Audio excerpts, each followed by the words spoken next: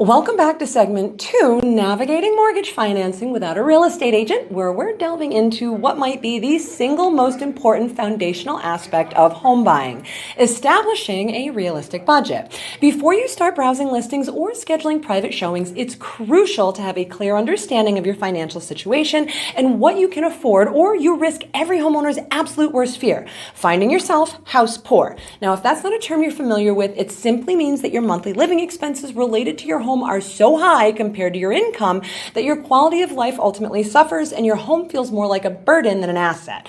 Obviously, something you want to avoid at all costs. So let's break down the process of establishing a realistic budget into actionable steps. Step 1, assess your financial situation. Take a comprehensive look at your monthly income, expenses, debts, and savings.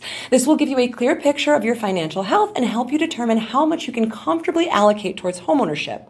Consider factors such as your monthly income, recurring expenses like utilities, groceries, and transportation, outstanding debts such as student loans or credit card debt, and any existing savings or investments. We recommend writing everything down and then printing your last 90 days of bank statements to identify anything you may have forgotten to include. Step 2, factor in additional homeownership costs. Don't forget to factor in additional costs associated with homeownership.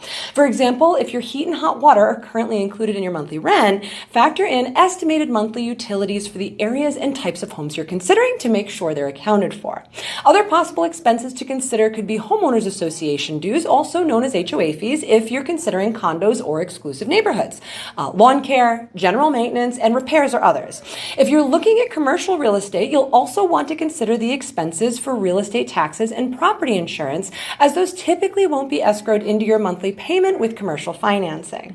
By being thorough and including these expenses up front in your calculations, you can avoid financial surprises and ensure that your budget remains realistic and manageable in the long term.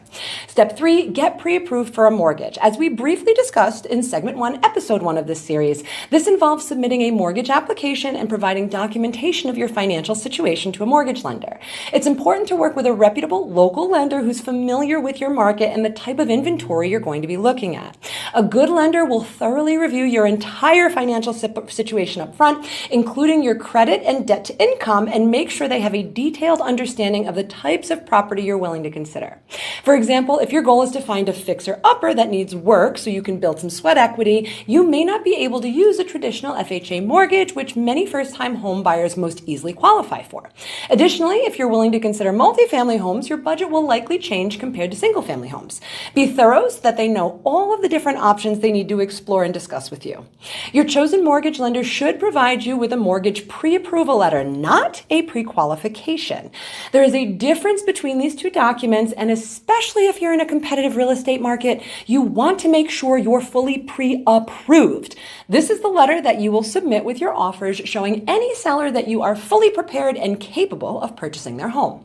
Step 4, determine your housing budget.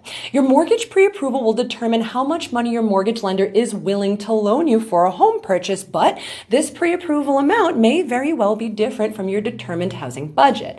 Just because you can spend more doesn't mean that you should spend more. Get what I'm saying?